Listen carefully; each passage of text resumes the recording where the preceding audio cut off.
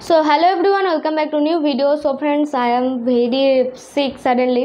তো তোমাদের জন্য ওইসব কোনো ব্যাপার না, আমি আবার তোমাদের জন্য চলে এসেছি নতুন ভিডিও নিয়ে। তো আজকের ভিডিও টপিকটা আবার একটু ইন্ডিয়ান আর্ট কলেজ অ্যান্ড ড্রাফটম্যানশিপের উপরে। তো দেখো, ইন্ডিয়ান আর্ট কলেজ নিয়ে যে কোশ্চেনগুলো এসেছে আমার সামনে, সেইগুলোই তোমাদের সামনে আলোচনা করব। সরি, এই টপিকগুলো আমি অ্যাভয়েড করে গিয়েছিলাম, আমার নিজেরও মাথা থেকে বেরিয়ে গেছিলো, যেই কারণে আগের ভিডিওতে আমি এগুলো বলতে পারিনি। তো সবার ফার্স্টে যেটা আসছে সেটা হচ্ছে, এটা গভর্নমেন্ট কলেজ আর private college, half government half private. যেহেতু এখানে টিউশন ফিসটা একটু বেশি, সেই ক্ষেত্রে এটাকে একটু প্রাইভেটের মধ্যে ধরা হয়ে থাকে। সেমিস্টার ফিসটা আমি ঠিক জানি না, সেমিস্টার ফিস আরবিউতে আমি ফার্স্ট জানতাম না, বাট আমরা যখন অ্যাডমিশন নিই তারপরে জানতে পারি যে পার মান্থ একটা খুব ছোট্ট অ্যামাউন্টের সেমিস্টার ফিস রয়েছে। তো সেমিস্টার ফিস এবং পার সেমিস্টার অ্যাডমিশন ফিস একটা ছোটোখাটো থাকে।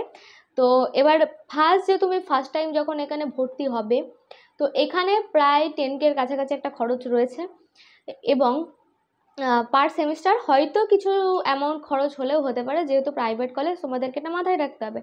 দেন যদি বলো তোমরা আর্ট কলেজের খরচ কীরকম হয়, তাহলে তোমাদেরকে সবসময় মাথায় রাখতে হবে তোমাদের কিন্তু আর্ট মেটেরিয়ালসের একটা হিউজ খরচ রয়েছে। আজ এই জিনিস কাল এই জিনিস, তোমরা এমন অনেক আর্ট মেটেরিয়ালসের কথা জানতে পারবে, এমন অনেক রিকোয়ারমেন্ট, এমন অনেক পেপার কালার তোমাদের দরকার পড়বে। আর এখানে তো সেই ছোটো ছোটো কাজ হয় না, এখানে প্রচুর বড় বড় কাজ হয়ে থাকে। তো এখানে কিন্তু খরচটা বেশি লেভেলে হয়ে থাকে, তো এই ক্ষেত্রে একটা হিউজ খরচ রয়েছে আর আর্ট মেটেরিয়ালসের যা দাম। এরপরে আসছি নাইটের ব্যাপারটা। তো এই বছর আমাকে অনেকে বললো যে নাইটে ফর্ম ফিল আপটা হয়নি।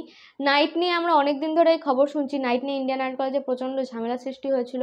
তো সেই ক্ষেত্রে নাইটটা এই বছর বন্ধ রয়েছে, মানে নাইটটা আই থিঙ্ক আগামী দিনে পুরোটাই বন্ধ হয়ে যাবে।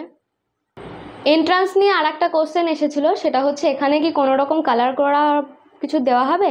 তো এখানে কোনো রকম কিছু কালার করতে দেওয়া হবে না, শুধুমাত্র রবীন্দ্রভারতী ইউনিভার্সিটির মতো যেরকম একটা এসে লিখতে দিয়েছিল তোমাদেরকে, এবং একটা কম্পোজিশন ড্রয়িং করতে দিয়েছিল লাইন ড্রয়িংয়ের ওপরে, এখানেও সেম, পুরো সেম A to Z পুরো রবীন্দ্রভারতীর মতো এখানে প্রসেসটা হবে। তো এই গেল ইন্ডিয়ান আর্ট কলেজের যে কোশ্চেনগুলো তোমরা করেছিলে, তোমাদেরকে আমার জানানো হয়নি সেই টপিকগুলো। এবার আসছি এজ লিমিটের ওপরে।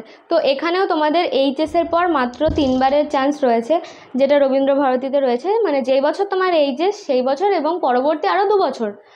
এরপরে আসছি এখানে কটা সাবজেক্টে এন্ট্রান্স দেওয়া যায়। এখানে 2টো সাবজেক্টে এন্ট্রান্স দেওয়া যায়। রবীন্দ্রভারতীতে যেমন তোমরা 3টেতে দিতে পারতে, এখানে তোমরা 2টোতে এন্ট্রান্স দিতে পারবে। তো এই টপিক কটা আমার এড়িয়ে গিয়েছিল, আমারও মাথা থেকে বেরিয়ে গিয়েছিল বলে এই টপিক কটা আমার দেওয়া হয়নি। তো আই থিঙ্ক তোমরা এবার বুঝতে পেরেছো যে আরও কিছু কিছু যে ক্রাইটেরিয়াগুলো রয়েছে সেটা কিছুটা এরকম। আর টিউশন ফিস আর অ্যাডমিশন ফিস তো বললাম কিছুটা ওরকম খরচের আশেপাশেই হয়। তো তোমরাও, আমি বলবো তোমাদের যদি পসিবল হয় অবশ্যই এই কলেজের প্রিপারেশন নাও। এখানে শুধু গ্র্যাজুয়েশনটা হয়, মানে বিএফএটা হয়ে থাকে, ব্যাচেলার অফ ফাইন আর্টস। এখানে মাস্টার্সটা হয় না, মাস্টার্স করতে তোমাকে হয় রবীন্দ্রভারতী বা গভর্নমেন্ট আর্ট কলেজ আবার যেতে হয়। তো যাই হোক, গ্র্যাজুয়েশনটা কমপ্লিট করাটাও তো অনেকটা ব্যাপার। গ্র্যাজুয়েশনের পর অ্যাপ্লাইড আর্টের স্টুডেন্টরা অনেকে আর মাস্টার্স করে না, ভালো ভালো জব পেয়ে যায়। তো সেই সব অনেক পরের কথা। তো আমার মতে এন্ট্রান্স দেওয়াটা অবশ্যই দরকার, যদি কলেজ লেগে যায় অবশ্যই এখানে চলে আসবে। যাই হোক, ভিডিও থেকে কোনো ইনফরমেশন পেলে অবশ্যই একটা লাইক করে দেবে। দেখা হবে নতুন ভিডিওতে, বাই। আর আজকে যারা ভাইবা দিয়েছে তাদের কাছ থেকে বেশ কিছু ইন্টারেস্টিং খবর শুনতে পেলাম, সেগুলোও দেখা হবে নতুন ভিডিওতে।